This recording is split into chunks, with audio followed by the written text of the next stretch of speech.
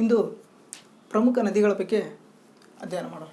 ಪ್ರಮುಖ ನದಿಗಳು ಪ್ರಮುಖ ಅಂದರೆ ಪ್ರಪಂಚದಲ್ಲಿ ಇಂತಹ ನದಿಗಳಿದ್ದಾವೆ, ಕೆಲವೊಂದು ಪ್ರಾಮುಖ್ಯತೆಯನ್ನು ಪಡೆದಿರ್ತವೆ. ಅಂಥ ನದಿಗಳ ಬಗ್ಗೆ ನಾವು ಅಧ್ಯಯನ ಮಾಡೋಣ. ಪ್ರತಿಯೊಂದು ಖಂಡದ ಬಗ್ಗೆ ಹೇಳಬೇಕಾದ್ರೆ ನಾನು ನಿಮಗೆ ಸವಿಸ್ತಾರವಾಗಿ ಆ ಖಂಡದಲ್ಲಿರುವಂಥ ಎಲ್ಲ ನದಿಗಳ ಬಗ್ಗೆ ನಾನು ನಿಮಗೆ ಹೇಳ್ತೀನಿ. ಆದರೆ ಇವತ್ತು ಕೇವಲ ಪ್ರಾಮುಖ್ಯತೆಯನ್ನು ಪಡೆದಂಥ ಕೆಲವೊಂದು ನದಿಗಳ ಬಗ್ಗೆ ನಾನು ನಿಮಗೆ ಹೇಳ್ತೀನಿ ಅಷ್ಟೇ. ನಂತರ ಪ್ರತಿಯೊಂದು ಖಂಡದ ನಂತರ ನಾನು ಭಾರತ ದೇಶದ ಪ್ರತಿಯೊಂದು ನದಿಗಳ ಬಗ್ಗೆಯೂ ನಿಮಗೆ ವಿಸ್ತಾರವಾಗಿ ಹೇಳ್ತೇನೆ. ಈಗ ವಿಶ್ವದಲ್ಲಿ ಕಂಡುಬರುವಂಥ ಪ್ರಮುಖ ನದಿಗಳ ಬಗ್ಗೆ ಅಧ್ಯಯನ ಮಾಡೋಣ. ಈಗ ನಾವು ಬರೋದಾದರೆ ಇಲ್ಲಿಂದನೇ ಪ್ರಾರಂಭ ಮಾಡೋಣ. ಇದು ಉತ್ತರ ಅಮೆರಿಕಾ. ಉತ್ತರ ಅಮೆರಿಕಾದಲ್ಲಿ ಬರುವಂಥ ಪ್ರಮುಖ ನದಿ ಅಂದರೆ ಅದು ಮೆಕೆಂಜಿ ನದಿ. ಈ ಮೆಕೆಂಜಿ ನದಿಯು ಸಂಪೂರ್ಣವಾಗಿ ಕೆನಡಾದಲ್ಲಿದೆ. ಕೆನಡಾ, ಉತ್ತರ ಅಮೆರಿಕದ ಪ್ರಮುಖ ದೇಶ ಕೆನಡಾದಲ್ಲಿ ಕಂಡುಬರುವ ಪ್ರಮುಖ ನದಿ ಅಂದರೆ ಅದು ಮೆಕೆಂಜಿ ನದಿ. ಈ ಮೆಕೆಂಜಿ ನದಿ ಇಲ್ಲಿ ನಾನು ಸರೋವರ ಹೇಳಬೇಕಾದ್ರೆ ಇಲ್ಲಿ ಹೇಳಿದ್ದೆ ಗ್ರೇಟ್ ಸ್ಲೇವ್ ಸರೋವರ ಅಂಥೇಳಿ. ಈ ಗ್ರೇಟ್ ಸ್ಲೇವ್ ಸರೋವರದಿಂದ ಹುಟ್ಟಿ ಬ್ಯೂಫೋರ್ಡ್ ಸಮುದ್ರದಲ್ಲಿ ಬೀಳುತ್ತೆ. ಇದು ಮೆಕೆಂಜಿ ನದಿ. ಕೆನಡಾದ ನಂತರ ನಾವು ಇಲ್ಲಿ ಬರೋದಾದರೆ ಈಗ ಇಲ್ಲಿ ಕೆನಡಾದಲ್ಲಿ ಇನ್ನೂ 2-3 ನದಿಗಳಿದ್ದಾವೆ. ಅದ್ರ ಬಗ್ಗೆ ನಾನು ಖಂಡಗಳ ಹೇಳಬೇಕಾದ್ರೆ ನಾನು ನಿಮಗೆ ಉತ್ತರ ಭಾರತದಲ್ಲಿರುವಂಥ ಎಲ್ಲ ನದಿಗಳ ಬಗ್ಗೆ ಹೇಳ್ತೀನಿ. ಉತ್ತರ ಅಮೆರಿಕದಲ್ಲಿರುವಂಥ ಎಲ್ಲ ನದಿಗಳ ಬಗ್ಗೆನೂ ನಾನು ನಿಮ್ಗೆ ಹೇಳ್ತೀನಿ. ಈಗ ಅಮೆರಿಕದಲ್ಲಿ ಬರೋಣ. ಅಮೆರಿಕದಲ್ಲಿ ಬಂದರೆ ಈಗ ನೋಡಿ, ಇಲ್ಲಿ ಒಂದು ನದಿ ಇದೆ. ಇದು ಯುಕಾನ್ ಅಂಥೇಳಿ ಇಲ್ಲಿದೆ ನೋಡಿ. ಇಲ್ಲಿ ಕಂಡುಬರೋದು ಯುಕಾನ್ ನದಿ. ಈ ಯುಕಾನ್ ನದಿಯು ಸಂಪೂರ್ಣವಾಗಿ ಅಲಾಸ್ಕಾದಲ್ಲಿದೆ. ಅಲಾಸ್ಕಾದಿಂದ ಇದು ಬೇರಿಂಗ್ ಸಮುದ್ರ. ಇಲ್ಲಿ ಬರೋದು ಬೇರಿಂಗ್ ಸಮುದ್ರ.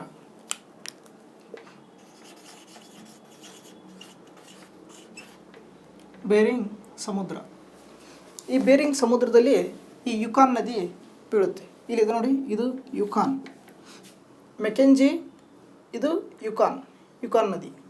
ನಂತರ ಬಂದರೆ ನಾವು ಅಮೇರಿಕಕ್ಕೆ ಬಂದು, ಅಮೇರಿಕದ ಗಡಿ ನಿಮಗೆ ಎಲ್ಲ ಗೊತ್ತಿರೋ ಹಾಗೆ ಇಲ್ಲಿಂದ ಪ್ರಾರಂಭವಾಗಿ ಇಲ್ಲಿ ನಿಮಗೆ ಗ್ರೇಟ್ ಲೇಕ್ಸ್ ಅಂಥೇಳಿ 5 ಸರೋವರಗಳು ಸಿಗ್ತವೆ. ಈ 5 ಸರೋವರಗಳ ಅನುಸರಿಸಿ ಈ ಗಡಿಯನ್ನು ಎಳೆಯಲಾಗಿದೆ. ಇದು 5 ಸರೋವರಗಳ ಕೆಳಗಿರೋದು ಅಮೇರಿಕಾ. ಓಕೆ, ಈಗ ನಿಮಗೆ ಇಲ್ಲಿ ಒಂದು ಸರೋವರ ಕಂಡುಬರುತ್ತೆ. ಇದು ಒಂಟಾರಿಯೋ ಸರೋವರ. ಈ ಒಂಟಾರಿಯೋ ಸರೋವರದಿಂದ ಗ್ರೇಟ್ ಲಾರೆನ್ಸ್ ನದಿ. ಈ ಗ್ರೇಟ್ ಲಾರೆನ್ಸ್ ನದಿ ಇಲ್ಲಿ ನಿಮಗೆ ಕಂಡುಬರುತ್ತೆ. ಇಲ್ಲಿದೆ ನೋಡಿ, ಸೇಂಟ್ ಲಾರೆನ್ಸ್. ಇದು ಒಂಟಾರಿಯೋ ಸರೋವರದಿಂದ ಹುಟ್ಟಿ ಇದು ಸಂಪೂರ್ಣವಾಗಿ ಅಮೇರಿಕಾ ಮತ್ತು ಕೆನಡಾ ಈ ಬಾರ್ಡ್ರ್ ಮೂಲಕ ಹರಿಯುತ್ತೆ. ನಂತರ ಬರೋದಾದರೆ ಇಲ್ಲಿ ಬರುತ್ತೆ ನೋಡಿ, ಮಿಸ್ಸೌರಿ. ಇಲ್ಲಿ ಕಂಡುಬರೋದು ಇಲ್ಲೇನು ಬರುತ್ತಲ್ವ, ಇದು ಮಿಸ್ಸೌರಿ, ಇದು ಮಿಸಿಸಿಪಿ. ಇದು ಉತ್ತರ ಅಮೆರಿಕದಲ್ಲೇ ಅತಿ ದೊಡ್ಡ ನದಿ. ಉತ್ತರ ಅಮೆರಿಕದ ಅತಿ ದೊಡ್ಡ ನದಿ ಅಂದರೆ ಅದು ಮಿಸಿಸಿಪಿ ಮಿಸ್ಸೌರಿ ಅಂದರೆ ಇದು 2 ನದಿಗಳ ಸಂಗಮವಾಗಿ ಮುಂದೆ ಮಿಸಿಸಿಪಿ ನದಿಯಾಗಿ ಹರಿಯುತ್ತೆ. ನಿಮಗೆ ಪಕ್ಷಿಪಾದಾಕಾರದ ಡೆಲ್ಟಾವನ್ನು ನಿರ್ಮಾಣ ಮಾಡುವಂಥ ನದಿ ಅಂದರೆ ಅದು ಇದೆ. ಈ ಮಿಸಿಸಿಪಿ ನದಿ ಮೆಕ್ಸಿಕನ್ ಗಲ್ಫ್ ಇಲ್ಲಿದೆ ನೋಡಿ, ಇದೆಲ್ಲ ಮೆಕ್ಸಿಕನ್ ಗಲ್ಫ್. ಈ ಮೆಕ್ಸಿಕನ್ ಗಲ್ಫ್ನಲ್ಲಿ ಅಥವಾ ಮೆಕ್ಸಿಕನ್ ಖಾರಿ ಇದು ಮೆಕ್ಸಿಕನ್ ಖಾರಿ. ಈ ಮೆಕ್ಸಿಕನ್ ಖಾರಿಯಲ್ಲಿ ಈ ಮಿಸಿಸಿಪಿ ನದಿ ಬೀಳುತ್ತೆ. ಇದು ಬೀಳಬೇಕಾದ್ರೆ ಡೆಲ್ಟಾವನ್ನು ನಿರ್ಮಾಣ ಮಾಡುತ್ತೆ. ಡೆಲ್ಟಾ ಅಂದರೆ ಹೆಂಗಿರುತ್ತೆ ಅಂದರೆ ನೋಡಿ, ಪ್ರತಿಯೊಂದು ನದಿಗಳು ಒಂದೊಂದು ರೀತಿ ಡೆಲ್ಟಾವನ್ನು ನಿರ್ಮಾಣ ಮಾಡುತ್ತೆ. ಇದು ಸಮುದ್ರ ಅಂದರೆ, ಇದೆಲ್ಲ ಸಮುದ್ರ ಅಂದರೆ ಈ ನದಿಗಳು ಹಿಂಗೆ ಬರುತ್ತೆ. ಹಿಂಗೆ ಬರಬೇಕಾದ್ರೆ ಇಲ್ಲಿ ಏನಾಗುತ್ತೆ, ಹಲವಾರು ವರ್ಷಗಳಿಂದ ಈ ಭಾಗದಲ್ಲಿ ಕೆಲವೊಂದು ಮಣ್ಣನ್ನು ಶೇಖರಣೆ ಮಾಡಿರ್ತವೆ. ಆ ಮಣ್ಣಿನಿಂದ ಇದೇನಾಗುತ್ತೆ, ನದಿ ಈ ರೀತಿ ತನ್ನ ಡೆಲ್ಟಾವನ್ನು ನಿರ್ಮಾಣ ಮಾಡುತ್ತೆ. ಅದೇ ರೀತಿ ಇದೇನು ಮಾಡಿದೆ ಅಂದರೆ ಈ ರೀತಿ ಡೆಲ್ಟಾ ನಿರ್ಮಾಣ ಮಾಡಿದೆ. ಈ ರೀತಿ ಇದನ್ನು ಪಕ್ಷಿಪಾದಾಕಾರದ ಮುಖಜ ಭೂಮಿ ಅಥವಾ ಡೆಲ್ಟಾ ಅಂಥೇಳಿ ಕರಿತೇವೆ.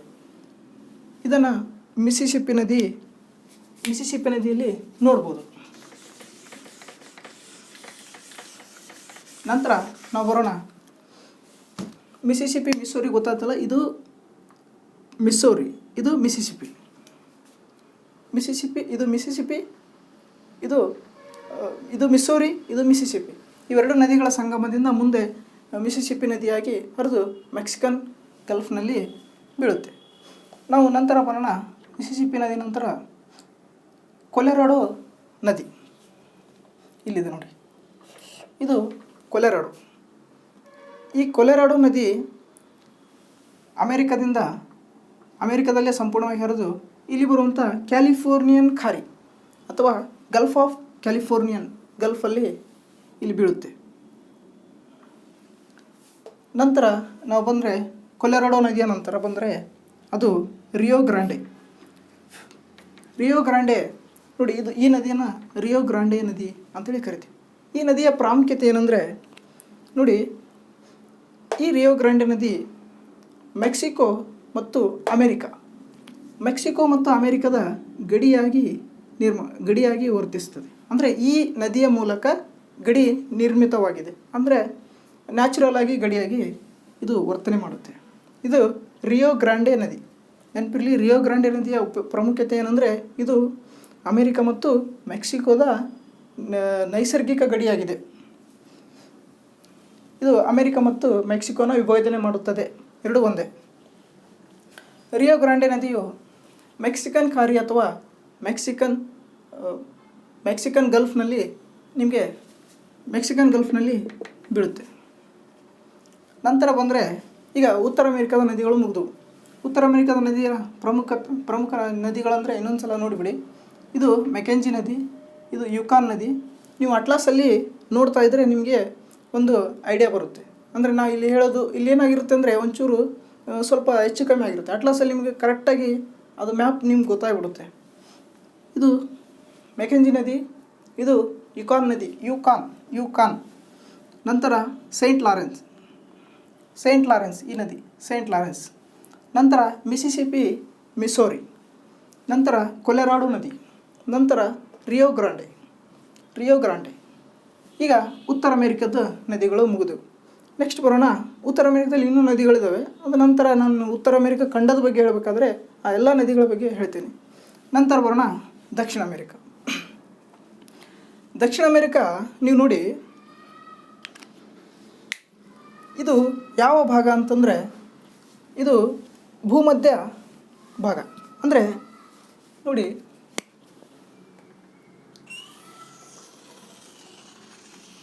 ಇದು ಭೂಮಿ,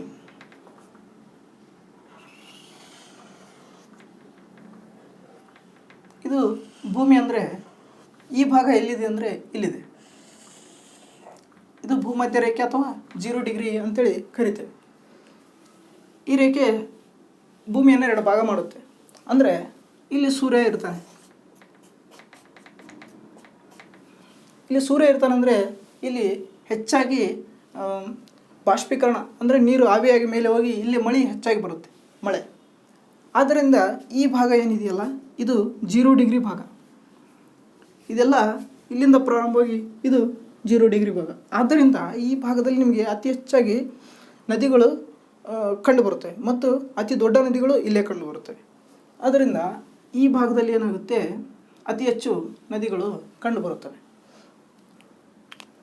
ಇಲ್ಲಿ ಕಂಡುಬರುವ ಪ್ರಮುಖ ನದಿ ಅಂದರೆ ನೋಡಿ, ಇದು ಓರಿನೋಕೊ.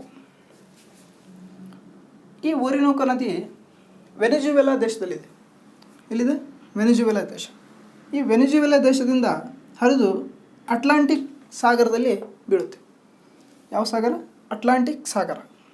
ನಿಮಗೆ ಕ್ವಶನ್ ಹೀಗೆ ಕೇಳ್ತಾರೆ, ಓರಿನೋಕ ನದಿ ಯಾಕೆ ಪ್ರಾಮುಖ್ಯತೆ ಪಡೆದಿದೆ ಅಂದರೆ ಅಲ್ಲೊಂದು ಜಲಪಾತ ಇದೆ. ಯಾವ ಜಲಪಾತ ಅಂದರೆ ಅದು ಏಂಜಲ್ ಜಲಪಾತ. ಏಂಜಲ್ ಜಲಪಾತ ಏಂಜಲ್ ಜಲಪಾತ ಎಲ್ಲಿ ಕಂಡು ಬರುತ್ತೆ? ಓರಿನೋಕೋ ನದಿ ವೆನಿಜುವೆಲಾ ದೇಶದಲ್ಲಿ.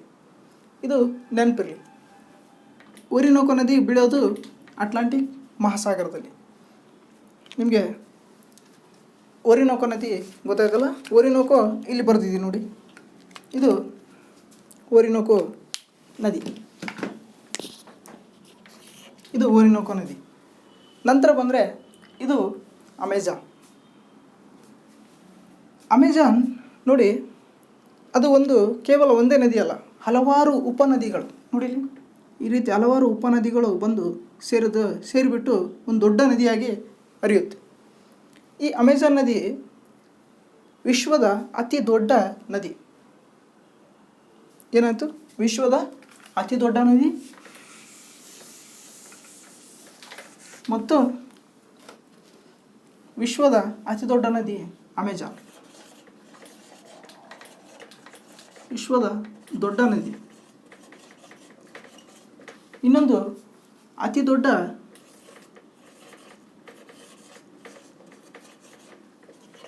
ಜಲನಯನ ಪ್ರದೇಶ ಹೊಂದಿದ ನದಿ.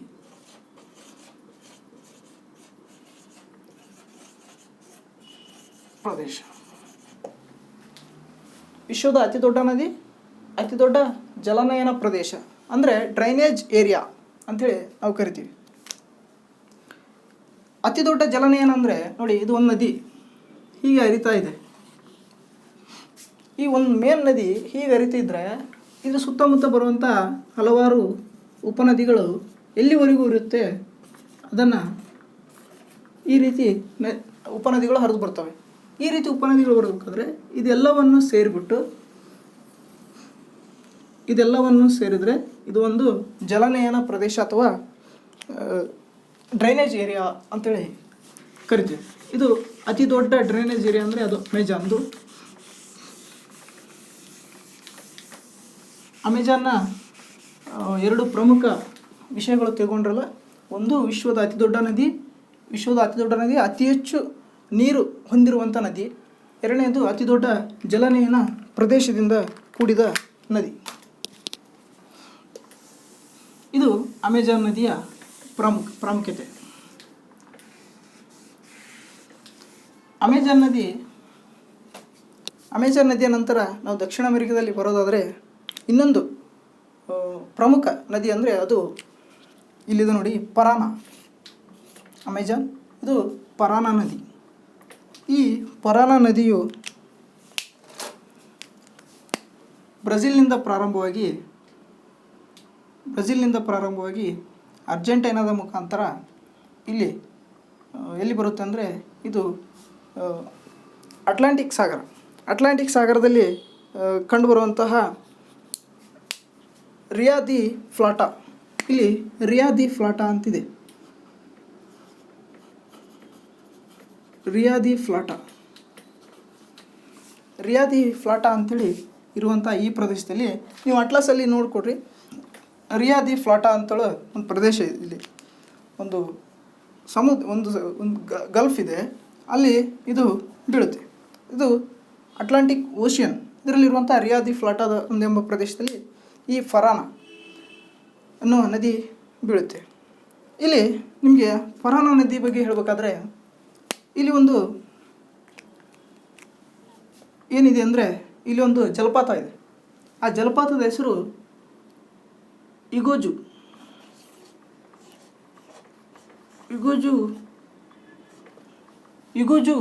ಜಲಪಾತ.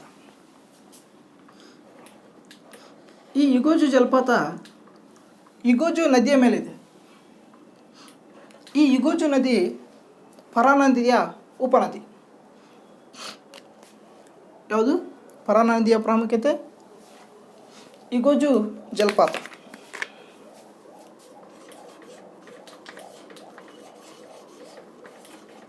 ಈ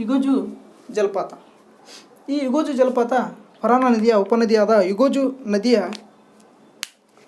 ಜಲಪಾತ. ಈ ಜಲಪಾತ ಅರ್ಜೆಂಟೈನಾದಲ್ಲಿ ಕಂಡುಬರುತ್ತದೆ, ಆದರೆ ಸ್ವಲ್ಪ ಭಾಗ ನೀವು ಬ್ರೆಜಿಲ್ನಲ್ಲಿ ನೋಡ್ಬೋದು. ಹೆಚ್ಚಾಗಿ ಅರ್ಜೆಂಟೈನಾ.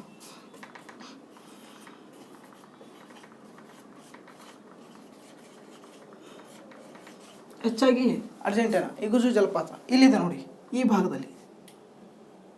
ಭಾಗದಲ್ಲಿ ಕಂಡುಬರುವುದೇ ಇಗುಜು ಜಲಪಾತ.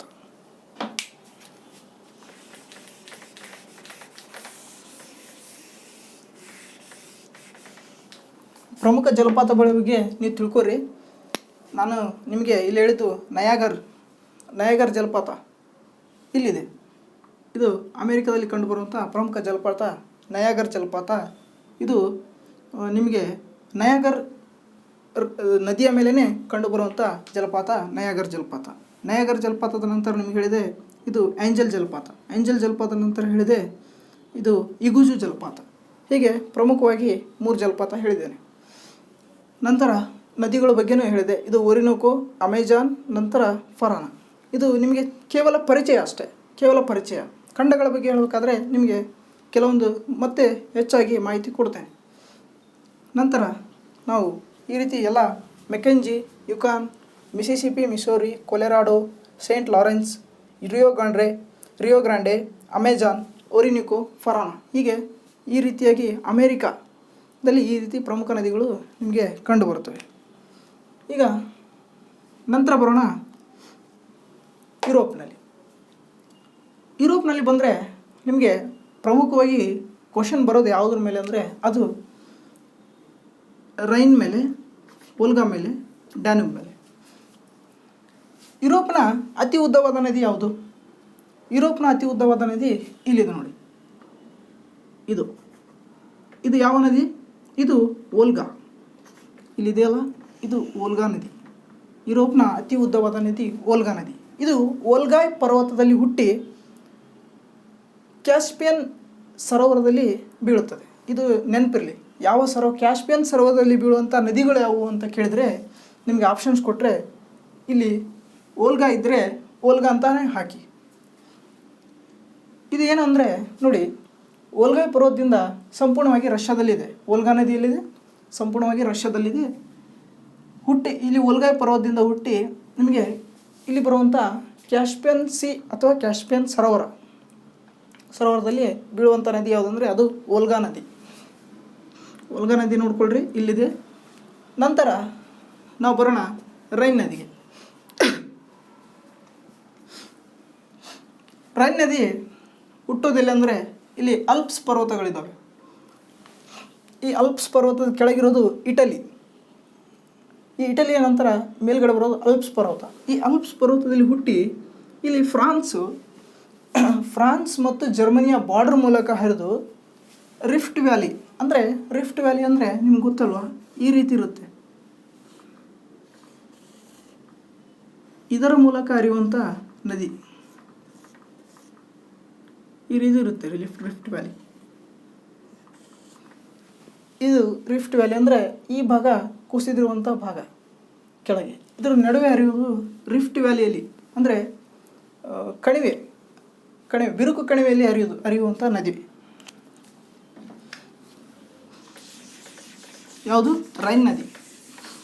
ರೈನ್ ನದಿಯ ಇನ್ನೊಂದು ಪ್ರಾಮುಖ್ಯತೆ ಹೇಳ್ಬೇಕಂದ್ರೆ ನಿಮಗೆ ರಾಟರ್ಡಾಮ್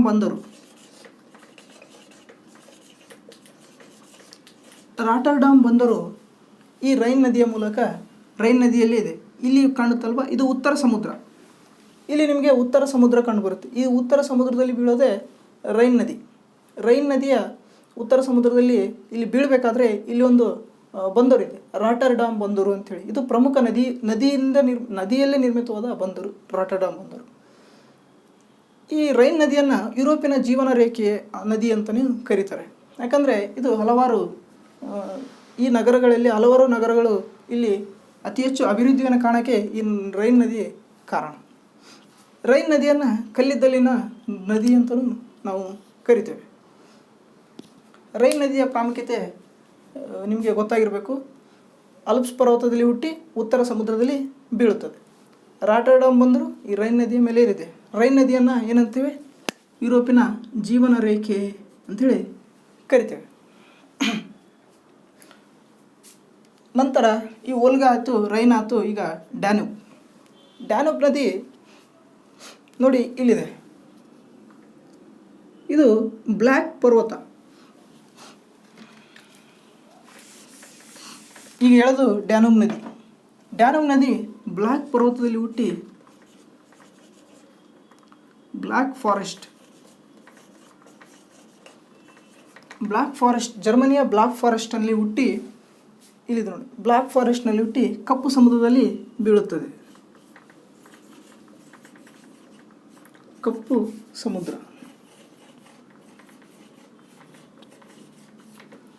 ಇಲ್ಲಿ ಬ್ಲ್ಯಾಕ್ ಫಾರೆಸ್ಟ್ನಲ್ಲಿ ಹುಟ್ಟಿ ಕಪ್ಪು ಸಮುದ್ರದಲ್ಲಿ ಬೀಳೋದು ಈ ನಮ್ಮ ಡ್ಯಾನ್ಯೂಬ್ ನದಿ. ಈಗ ಯುರೋಪ್ನಲ್ಲಿರುವಂಥ ಪ್ರಮುಖ ನದಿಗಳ ಬಗ್ಗೆ ನಾನು ಹೇಳಿದೆ.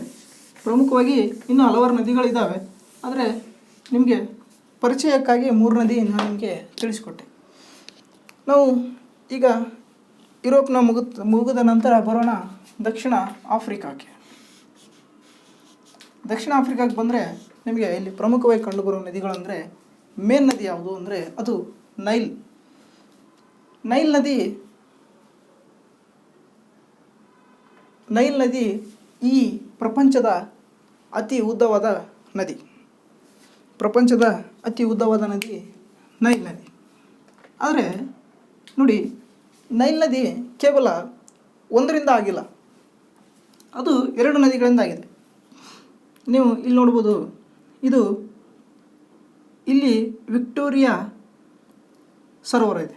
ವಿಕ್ಟೋರಿಯಾ ಸಿಹಿ ನೀರಿನ ಸರೋವರ. ಈ ವಿಕ್ಟೋರಿಯಾ ಸಿಹಿ ನೀರಿನ ಸರೋವರವು ನಿಮಗೆ ಇಲ್ಲಿಂದ ಹುಟ್ಟೋದು ವೈಟ್ ನೈಲ್ ಅಥವಾ ಬಿಳಿ ನೈಲ್ ಅಥವಾ ವೈಟ್ ನೈಲ್ ಅಂತ ಕರಿತೀವಲ್ಲ, ಅದು ಇಲ್ಲಿಂದ ಹುಟ್ಟಿ ನಿಮಗೆ ದಕ್ಷಿಣ ಸೂಡಾನ್, ನಂತರ ಈಜಿಪ್ಟ್ ನಂತರ ದಕ್ಷಿಣ ಸೂಡಾನ್ ಮತ್ತು ಈಜಿಪ್ಟ್ ಮೂಲಕ ನಿಮ್ಮ ಮೆಡಿಟರೇನಿಯನ್ ಸೀಗೆ, ಇಲ್ಲಿ ಮೆಡಿಟರೇನಿಯನ್ ಸೀ ಇದೆಯಲ್ಲ, ಇದು ಮೆಡಿಟರೇನಿಯನ್ ಸೀ ಅಥವಾ ಭೂಮಧ್ಯ ಸಾಗರ ಅಂತೇಳಿ ಕರಿತೇವೆ, ಈ ಸಮುದ್ರದಲ್ಲಿ ಬೀಳುತ್ತೆ. ನಂತರ ಇದು ವೈಟ್ ನೈಲ್, ಇದು blue Nile.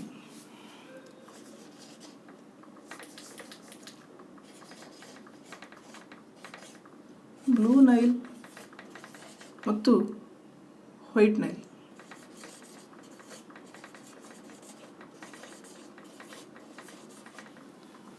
Blue Nile Thane ಸರೋವರ, ವೈಟ್ ನೈಲ್ ವಿಕ್ಟೋರಿಯಾ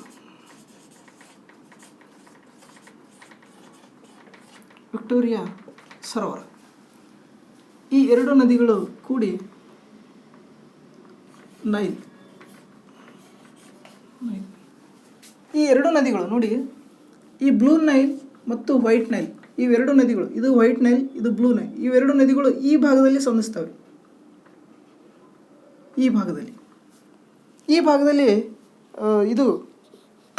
ಈ ಭಾಗದಲ್ಲಿ ಸಂಧಿಸೋದು ಸೂಡನ್ನ ರಾಜಧಾನಿ ಖಾರ್ಟೂಮ್. ಖಾರ್ಟೂಮ್ನಲ್ಲಿ ಸಂಧಿಸಿ ನಿಮಗೆ ಮುಂದೆ ನೈಲ್ ನದಿ. ಇದು ನೋಡಿ, ವೈಟ್ ನೈಲ್ ಮತ್ತು ಬ್ಲೂ ನೈಲ್, ಇದು ಬ್ಲೂ ನೈಲ್, ಇದು ವೈಟ್ ನೈಲ್, ಇದು ಸೂಡನ್ನ ರಾಜಧಾನಿ ಖಾರ್ಟೂಮ್ನಲ್ಲಿ ಸಂಧಿಸುತ್ತದೆ. ಈ ಖಾರ್ಟೂಮ್ನಲ್ಲಿ ಸಂಧಿಸಿ ಮುಂದೆ ನೈಲಾಗಿ ಮೆಡಿಟರೇನಿಯನ್ ಸಮುದ್ರದಲ್ಲಿ ಬೀಳುತ್ತದೆ. ಸಂಧಿಸುವಂಥ ಈ ಭಾಗ ಸೂಡನ್ನ ರಾಜಧಾನಿ ಖಾರ್ಟೂಮ್. ಹೀಗೆ ನೈಲ್ ನದಿಯ ಒಂದು ಪ್ರಮುಖ ಅಂಶ ನಿಮಗೆ ಗೊತ್ತಾಯಿತು. ಇನ್ನೊಂದು ಪ್ರಮುಖ ಅಂಶ ನೈಲ್ ನದಿ ಬಗ್ಗೆ ಹೇಳಬೇಕಂದ್ರೆ ನೋಡಿ, ನೈಲ್ ನದಿಯ ಮೇಲೆ ಒಂದು ಅಣೆಕಟ್ಟಿದೆ. ನೈಲ್ ನದಿಯ ಮೇಲೆ ಒಂದು ಅಣೆಕಟ್ಟು ಇಲ್ಲಿದೆ. ಈ ಭಾಗದಲ್ಲಿ ನೈಲ್ ನದಿಯ ಅಣೆಕಟ್ಟು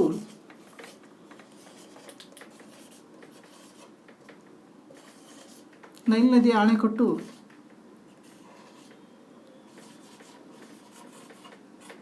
ಆಸ್ವಾನ್ ಅಣೆಕಟ್ಟು ಅಂತೇಳಿ.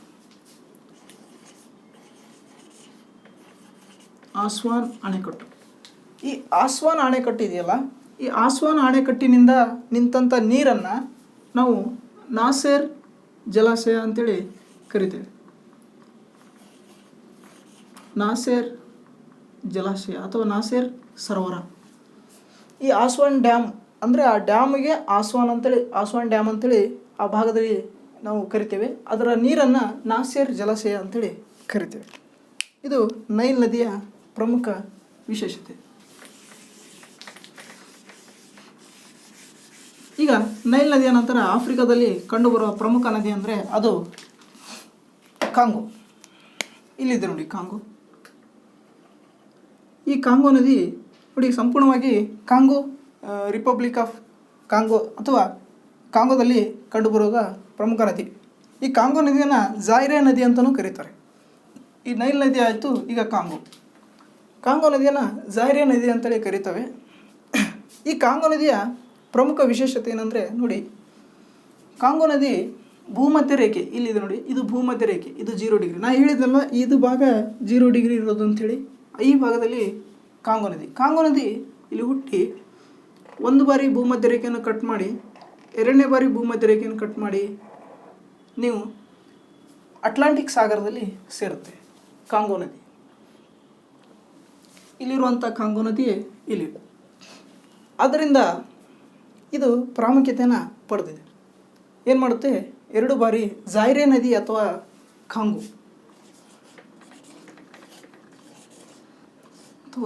ಕಾಂಗೋ ನದಿ ಭೂಮಧ್ಯ ರೇಖೆಯನ್ನು 2 ಬಾರಿ ಕಟ್ ಮಾಡುತ್ತೆ. ಭೂಮಧ್ಯ ರೇಖೆ ಅಥವಾ 0 ಡಿಗ್ರಿ.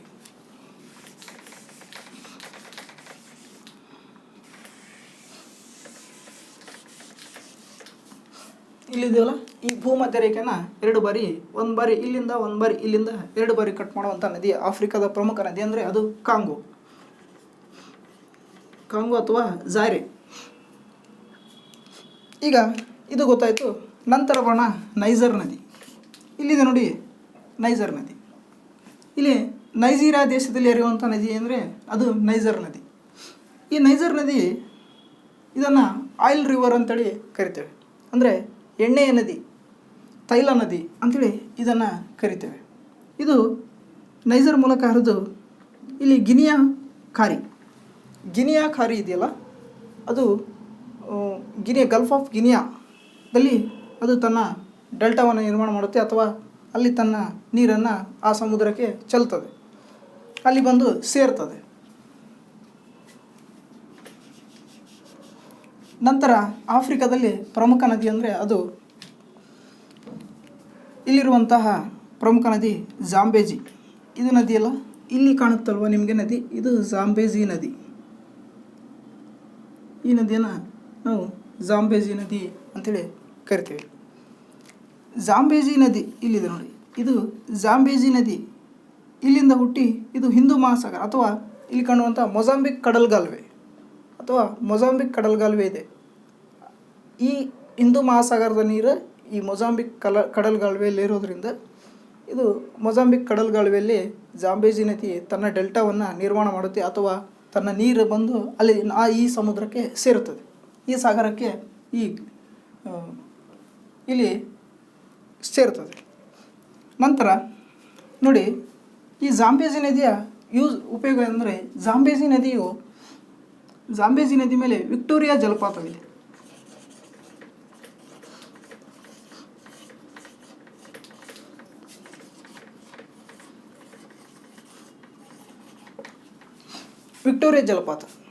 ಇಲ್ಲಿ ವಿಕ್ಟೋರಿಯಾ ಜಲಪಾತ ನಿಮಗೆ ಕಂಡುಬರೋದು ಜಿಂಬಾಬ್ವೆಯಲ್ಲಿ. ಇಲ್ಲಿ ಜಿಂಬಾಬ್ವೆ ಇದೆ. ಜಿಂಬಾಬ್ವೆ ಮತ್ತು ಜಾಂಬಿಯಾ, ಇದು ಜಾಂಬಿಯಾ, ಇದು ಜಿಂಬಾಬ್ವೆ. ಈ ಜಿಂಬಾಬ್ವೆಯಲ್ಲಿ ಕಂಡುಬರೋದು ಜಲಪಾತ ಇದು ವಿಕ್ಟೋರಿಯಾ ಜಲಪಾತ. ಜಿಂಬಾಬ್ವೆ.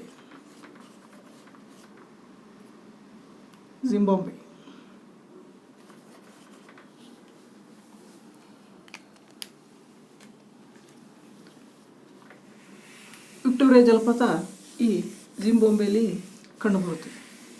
ನಂತರ ನಾವು ಜಾಂಬೇಜಿ ನದಿ ಬಗ್ಗೆನೇ ಹೇಳ್ಬೇಕಂದ್ರೆ ಇಲ್ಲಿ ಇನ್ನೊಂದು ಡ್ಯಾಮ್ ಇದೆ. ಇದು ಕರಿಬಾ ಅಣೆಕಟ್ಟು.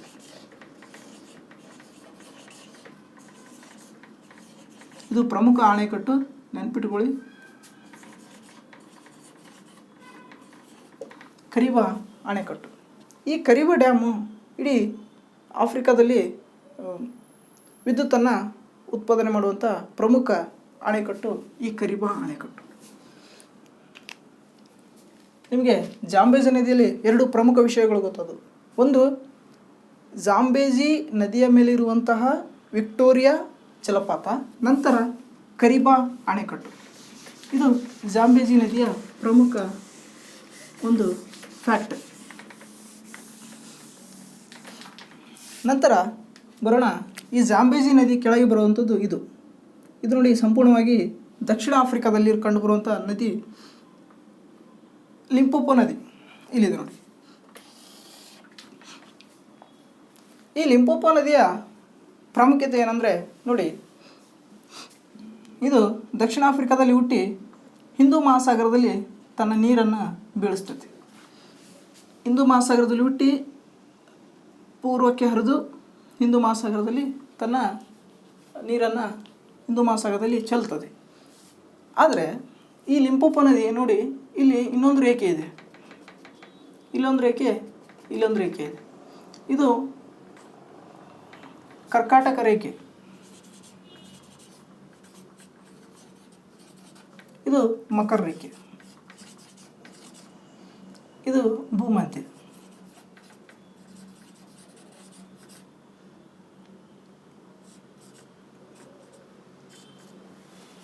ಕಾಂಗೋ ನದಿ ಎರಡು ಬಾರಿ ಕಟ್ ಮಾಡಿದರೆ ಲಿಂಪೋಪೋ ನದಿ ಈ ಮಕರ ರೇಖೆಯನ್ನು ನೋಡಿ ಎರಡು ಬಾರಿ ಕಟ್ ಮಾಡ್ತೀವಿ. ಒಂದು ಬಾರಿ ಈ ಕಡೆ, ಒಂದು ಬಾರಿ ಈ ಕಡೆ, ಹೀಗೆ.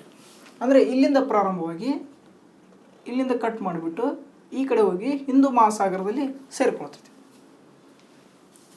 ಗೊತ್ತಾಯ್ತಲ್ವ? ಮಕರ ರೇಖೆಯನ್ನು ಎರಡು ಬಾರಿ ಕಟ್ ಮಾಡುವಂಥ ಪ್ರಮುಖ ನದಿ ಅಂದರೆ, ಆಫ್ರಿಕಾದ ಪ್ರಮುಖ ನದಿ ಅಂದರೆ ಅದು ಲಿಂಪೋಪೋ ನದಿ. ಲಿಂಪೋಪೋ ನದಿ,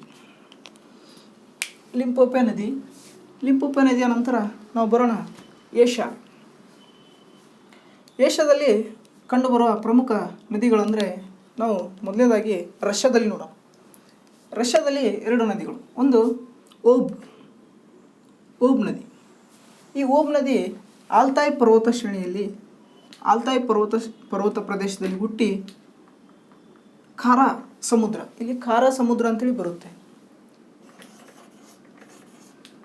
ಖಾರಾ ಸಮುದ್ರ. ಈ ಖಾರಾ ಸಮುದ್ರದಲ್ಲಿ ಈ ಓಬ್ ನದಿ ಬೀಳುತ್ತೆ. ಇದು ಸಂಪೂರ್ಣವಾಗಿ ರಷ್ಯಾದಲ್ಲಿದೆ. ನಂತರ ಲೀನಾ. ಇದು ಲೀನಾ ನದಿ. ಈ ಲೀನಾ ನದಿ ಈ ಬೈಕಾಲ್ ಸರೋವರ ಇದೆಯಲ್ಲ, ಈ ಬೈಕಾಲ್ ಸರೋವರದ ಹತ್ತಿರ ಹುಟ್ಟಿ ಲಾಪ್ಟೇವ್ ಸಮುದ್ರದಲ್ಲಿ ಬೀಳುತ್ತೆ. ಇಲ್ಲಿ ಕಂಡುಬರೋ ಸಮುದ್ರ ಆರ್ಟಿಕ್ ಸಮುದ್ರ. ಈ ಆರ್ಟಿಕ್ ಸಮುದ್ರದಲ್ಲಿ ಲ್ಯಾಪ್ಟೇವ್ ಮತ್ತು ಖಾರಾ ಸಮುದ್ರ ಇಲ್ಲಿ ಕಂಡುಬರುತ್ತವೆ. ಈ ಲ್ಯಾಪ್ಟೇವ್ ಸಮುದ್ರದಲ್ಲಿ ಈ ನಮ್ಮ ಲೀನಾ ನದಿ ಬೀಳ್ತದೆ. ನಂತರ ಬರೋಣ ಚೈನಾದಲ್ಲಿ. ಚೈನಾದಲ್ಲಿ ಬಂದರೆ ನೋಡಿ, ಏಷ್ಯಾದ ಅತಿ ಉದ್ದವಾದ ನದಿ ಯಾವುದು ಅಂದರೆ ಅದು ಆ್ಯಂಗ್ಸ್ತೆ. ಇಲ್ಲಿದೆ ನೋಡಿ, ಆ್ಯಂಗ್ಸ್ತೆ. ಇದು ಇರೋದು ಚೈನಾದಲ್ಲಿ.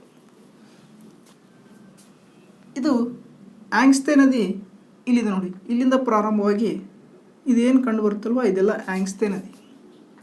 ಇಲ್ಲಿಂದ ಪ್ರಾರಂಭವಾಗಿ ಇದೆಲ್ಲ ಕಂಡು ಬರುತ್ತಲ್ವ, ಇದು ಆ್ಯಂಗ್ಸ್ತೆ ನದಿ. ಇದು ಬೀಳೋದು ಹಳದಿ ಸಮುದ್ರದಲ್ಲಿ. ಎಲ್ಲಿ? ಹಳದಿ ಸಮುದ್ರದಲ್ಲಿ. ಹಳದಿ ಸಮುದ್ರದಲ್ಲಿ ಬರುವಂಥ ಪ್ರಮುಖ ನದಿ ಅಂದರೆ ಅದು ಆ್ಯಂಗ್ಸ್ತೆ ನದಿ. ಇದು ಏಷ್ಯಾದ ಅತಿ ದೊಡ್ಡವಾದ ನದಿ, ಅತಿ ಉದ್ದವಾದ ಅತಿ ದೊಡ್ಡ ನದಿ ಇದು ಆ್ಯಂಗ್ಸ್ತೆ ನದಿ. ನಂತರ ಬರೋಣ, ಇದರ ಮೇಲ್ಗಡೆ ಇರುವಂಥದ್ದು ನದಿ ಇಲ್ಲಿದೆ ನೋಡಿ. ಇದರ ಮೇಲ್ಗಡೆ ಇರುವುದು ಇದು ಹ್ವಾಂಗ್ಹೋ ನದಿ.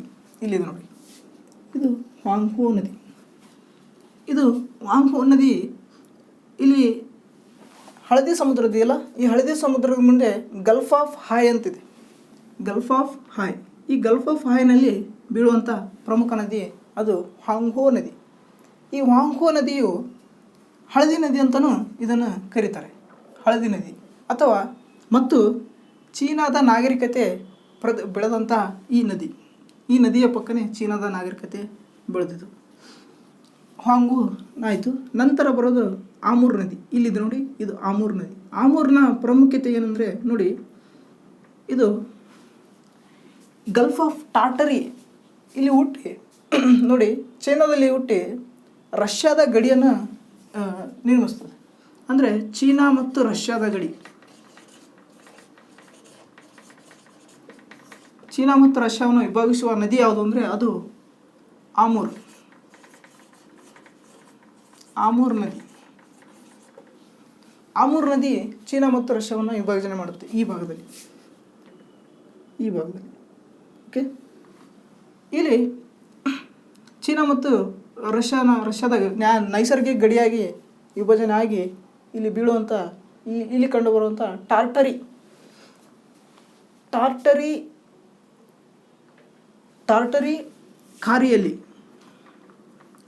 ಕಾರಿಯಲ್ಲಿ ನೀವು ಈ ನದಿ ಬೀಳುತ್ತೆ. ಈಗ ಪ್ರಮುಖ ರಷ್ಯಾದ ನದಿಗಳು ಗೊತ್ತಾಯಿತು. ಈಗ ಬರೋಣ ಆಗ್ನೇಯ ಏಷ್ಯಾದಲ್ಲಿ ಕಂಡುಬರುವಂಥ ಪ್ರಮುಖ ನದಿ ಅಂದರೆ ಅದು ಮಿಕಾಂಗ್ ನದಿ. ಈ ಮಿಕಾಂಗ್ ನದಿ ಮಯನ್ಮಾರ್, ಥೈಲ್ಯಾಂಡ್, ಕಾಂಬೋಡಿಯಾ ಹೀಗೆ ಪ್ರಮುಖ ದೇಶದ ಮೂಲಕ ಹರಿದು ದಕ್ಷಿಣ ಚೀನಾ ಸಮುದ್ರದಲ್ಲಿ ಬೀಳುತ್ತೆ. ಇದು ಮಿಕಾಂಗ್ ನದಿ. ನಂತರ ಬರೋಣ ಇರಾವತಿ. ಈ ಇರಾವತಿ ನದಿ ಮಯನ್ಮಾರ್ನ ಅತಿ ಪ್ರಮುಖ ನದಿ. ಸಂಪೂರ್ಣವಾಗಿ ಮಯನ್ಮಾರ್ನಲ್ಲಿ ಹುಟ್ಟಿ ಅಂಡಮಾನ್ ಸಮುದ್ರವನ್ನು ಸೇರ್ತೈತಿ. ಇಲ್ಲಿದೆ ನೋಡಿ, ಇದು ಇರಾವತಿ ನದಿ. ಇದು ಮಿಕಾಂಗ್ ನದಿ. ಇದು ಸಿಂಧೂ ನದಿ. ನಾನು ನಿಮಗೆ ಸಿಂಧೂ ನದಿಯ ಬಗ್ಗೆ, ಭಾರತದ ಬಗ್ಗೆ ಹೇಳಬೇಕಾದ್ರೆ ಸಿಂಧೂ ನದಿ ಹೇಳ್ತೇನೆ. ನಂತರ ಇದು ಬ್ರಹ್ಮಪುತ್ರ ನದಿ. ಹೀಗೆ ನಮ್ಮ ವಿಶ್ವದ ಪ್ರಮುಖ ನದಿಗಳು. ಇಲ್ಲಿ ಆಸ್ಟ್ರೇಲಿಯಾ ಕಂಡುಬರುತ್ತೆ. ಆಸ್ಟ್ರೇಲಿಯಾದಲ್ಲಿ ಕಂಡುಬರೋದು ಡಾರ್ಲಿಂಗ್ ಮರ್ರೆ ನದಿಗಳು. ಇಲ್ಲಿ ಮೇಲ್ಗಡೆ ಕಂಡುಬರೋದು ಡಾರ್ಲಿಂಗ್ ನದಿ, ಕೆಳಗೆ ಕಂಡುಬರೋದು ಮರ್ರೆ ನದಿ. ಎರಡು ಕೂಡಿಬಿಟ್ಟು ಡಾರ್ಲಿಂಗ್ ನದಿಯಾಗಿ ಹರಿಯುತ್ತೆ. ಇದು ಹುಟ್ಟೋದಿಲ್ಲ ಅಂದರೆ ಇದು ಗ್ರೇಟ್ ಡಿವೈಡಿಂಗ್ ರೇಂಜ್ ಎಂಬ ಪರ್ವತ ಶ್ರೇಣಿಯಲ್ಲಿ ಹುಟ್ಟಿ ಡಾರ್ಲಿಂಗ್ ಮರ್ರೆ ಆಸ್ಟ್ರೇಲಿಯಾದ ಪ್ರಮುಖ ನದಿಗಳು ಡಾರ್ಲಿಂಗ್ ಮರ್ರೆ ನದಿ. ಈ ಡಾರ್ಲಿಂಗ್ ಮರ್ರೆ ನದಿ ನಂತರ ದಕ್ಷಿಣ ಸಮುದ್ರದಲ್ಲಿ ಬೀಳುತ್ತದೆ. ಹೀಗೆ ನಮ್ಮ ಪ್ರಪಂಚದ ಪ್ರಮುಖ ನದಿಗಳ ಬಗ್ಗೆ ನಿಮಗೆ ಒಂದು ಚಿಕ್ಕ ಪರಿಚಯ ಮಾಡಿ ಕೊಟ್ಟಿದ್ದೇನೆ. ನೀವು ಅಟ್ಲಾಸಲ್ಲಿ ಒಂದು ಬಾರಿ ನಾ ಹೇಳಿದ್ದೆಲ್ಲನ ಇನ್ನೊಂದು ಬಾರಿ ನೋಡಿಬಿಟ್ಟು ನೀವು ಗುರುತು ಮಾಡಿಕೊಂಡ್ರೆ ನಿಮಗೆ ಪ್ರತಿಯೊಂದು ಕಾಂಪಿಟೇಟಿವ್, ಪ್ರತಿಯೊಂದು ಸ್ಪರ್ಧಾತ್ಮಕ ಪರೀಕ್ಷೆಯಲ್ಲಿ ನೀವು ಈ ನದಿಗಳ ಬಗ್ಗೆ ಯಾವುದೇ ಕ್ವಶನ್ ಕೇಳಿದರೂ ನೀವು ಹೇಳ್ಬೋದು. ಅಥವಾ ಯಾವುದೇ ಈ ನದಿಗಳ ಬಗ್ಗೆ ಏನೇ ಬಂದರೂ ನಿಮಗೆ ಬೇಗ ನೆನಪಾಗುತ್ತೆ. ಇದು ಒಂದು ಚಿಕ್ಕ ಪರಿಚಯ.